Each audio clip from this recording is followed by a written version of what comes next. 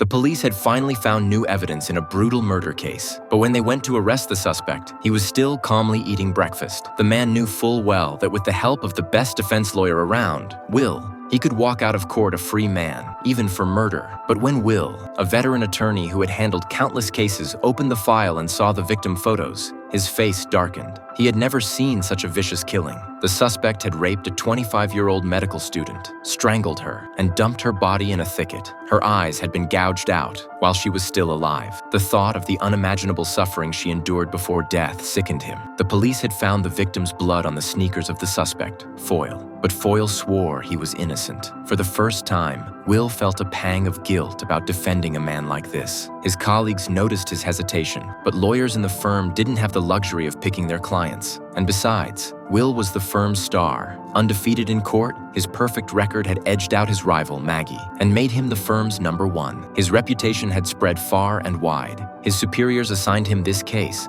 knowing it could push him closer to becoming a Queen's Counsel, Britain's highest honor for an attorney. Will had already submitted his application. This murder case was without a doubt the missing piece. Even if he suspected the man in front of him really was the killer, it was still his duty to secure his acquittal. Rehearsals before trial were a must. Will drilled Foyle on exactly how to respond to the prosecution's questions, including how to explain away the blood on his sneakers. But Foyle acted arrogant and indifferent, as if saying, "Yeah, I killed her, but as long as someone gets me off, I don't care." This attitude disgusted Will, especially after the man said something that struck too close to home. It's funny. The more time we spend together, the more you remind me of me.